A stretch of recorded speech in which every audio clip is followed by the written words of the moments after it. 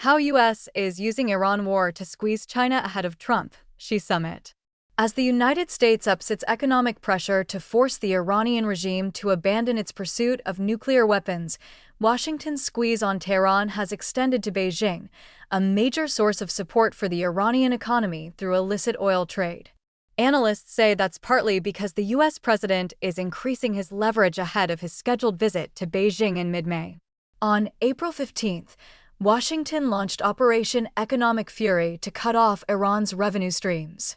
On the same day, Iranian President Masoud Pezeshkian said that the United States intends to take us down first and then deal with China when he received Chinese humanitarian supplies in Tehran. A U.S. naval blockade of Iran began 2 days prior. Tune in to China Watch, a podcast on Chinese politics, technology, and business. The Iranian president's remarks may be an example of a junior partner trying to make the case for more support, but there's an element of truth, said William Lee, chief economist at the consultancy Global Economic Advisors. The ultimate target here is China, he told the Epoch Times, adding that the United States wants to starve China of the source of cheap oil. In association with the Maximum Pressure Economic Campaign, the U.S. Treasury has warned 2 Chinese banks of secondary sanctions over supporting the Iranian economy and sanctioned a large Chinese independent oil refinery, Hengli Petrochemical Refinery Company Limited. In addition, the U.S. military intercepted a stateless ship in the Indian Ocean in late April. The vessel was en route to Southeast Asia, carrying millions of barrels of Iranian oil likely destined for China, sanctioning a large Chinese teapot. Over the past decades, Beijing has purchased most of Iran's oil despite U.S. sanctions.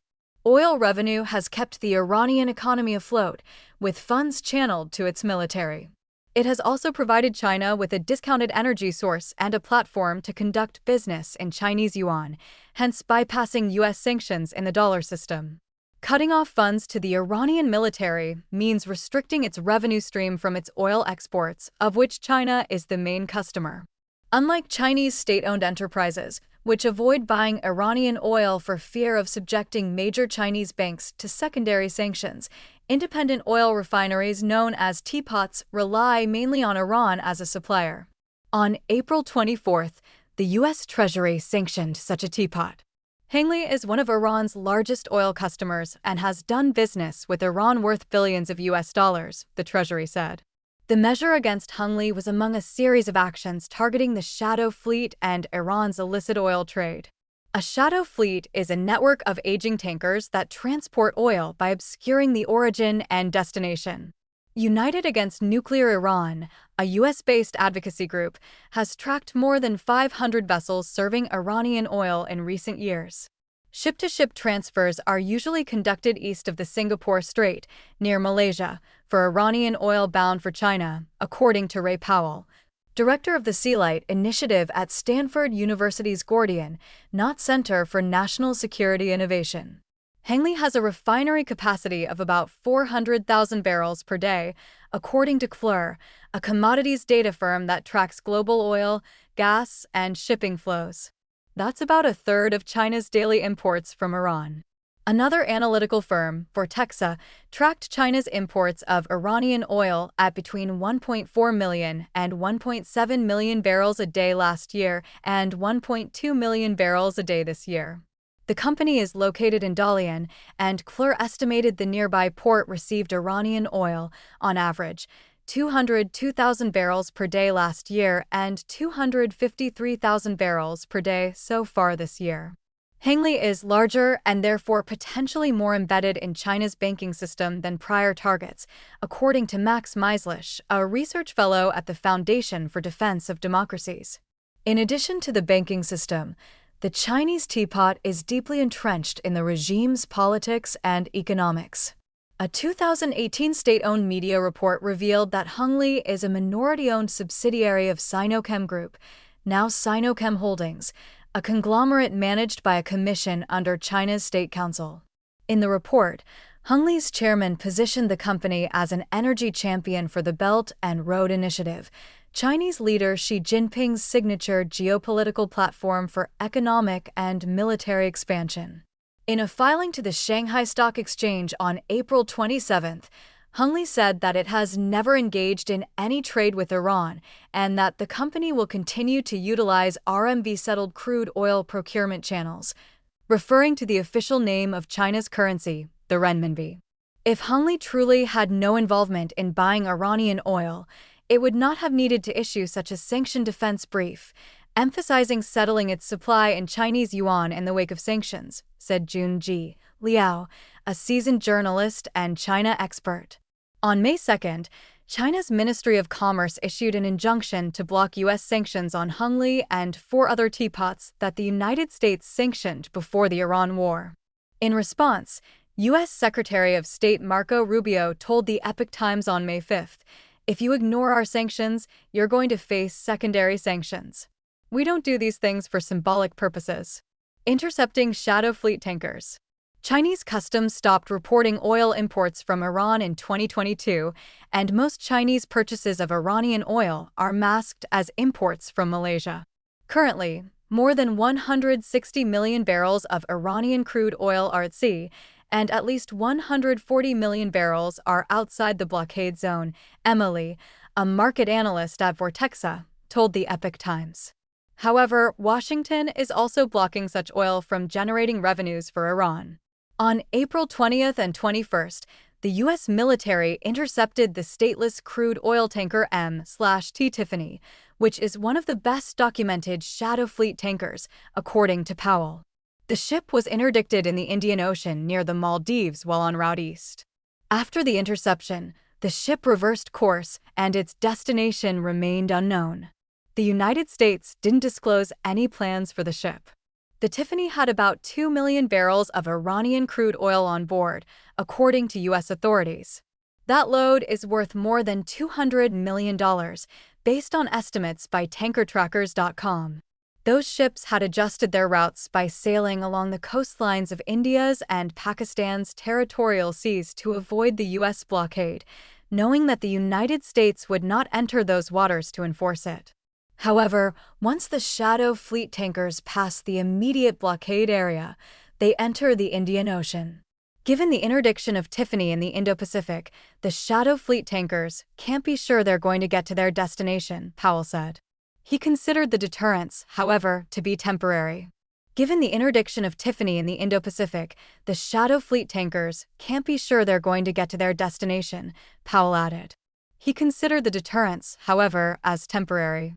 On April 22nd, the U.S. military intercepted another stateless oil tanker, Majestic X, in the Indian Ocean between Sri Lanka and Indonesia, around the same location where the Tiffany was stopped. Both ships were on the U.S. sanction list.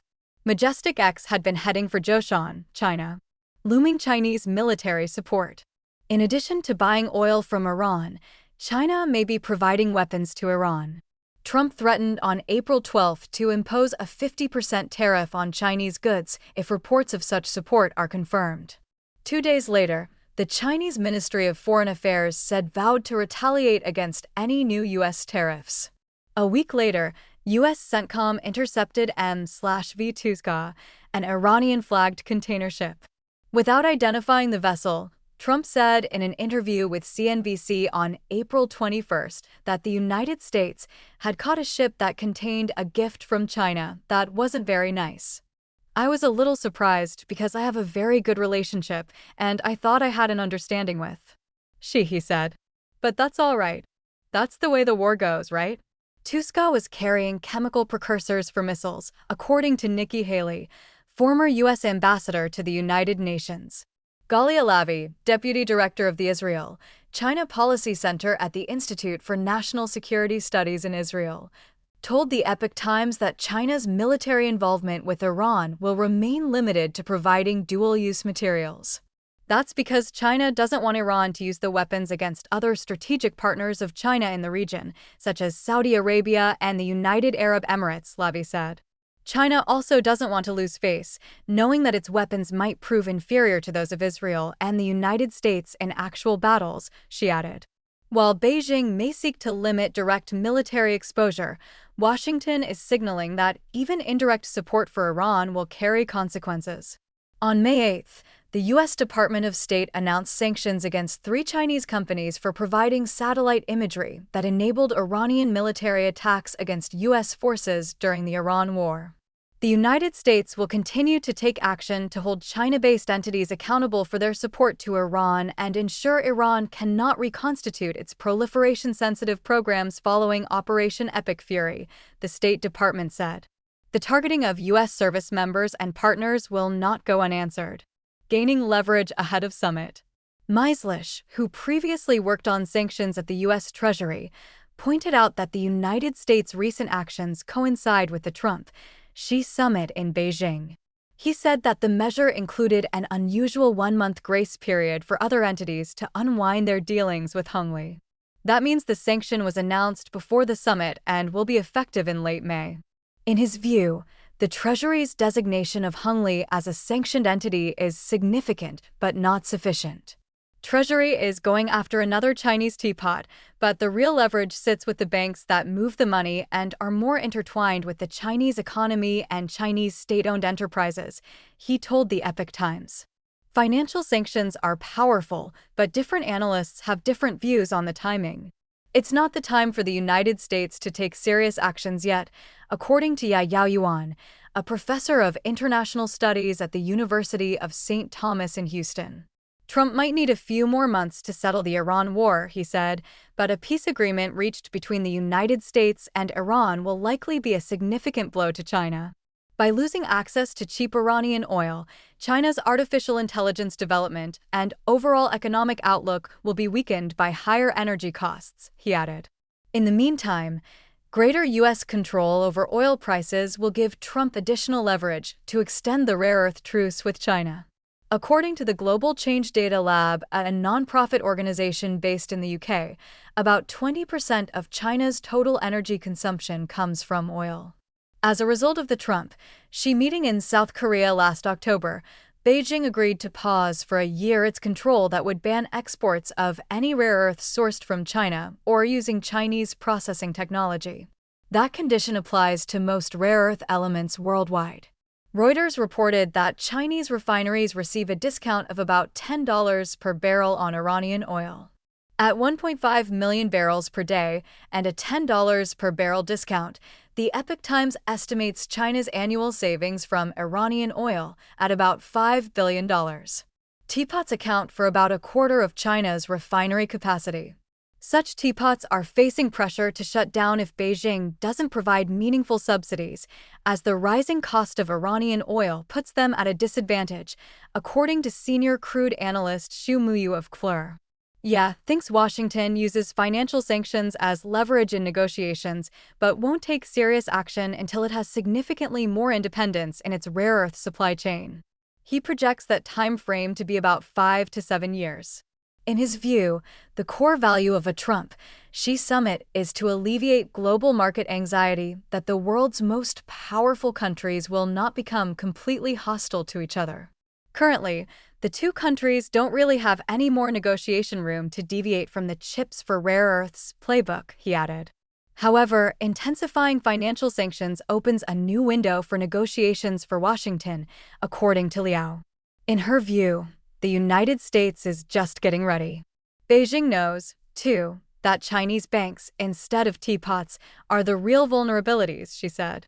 The United States sanctions Hongli as a way of confronting Xi Jinping about the role the Chinese regime plays in the Iran issue. Will Beijing continue to enable Iran, and what price is it willing to pay for that role? She told the Epoch Times.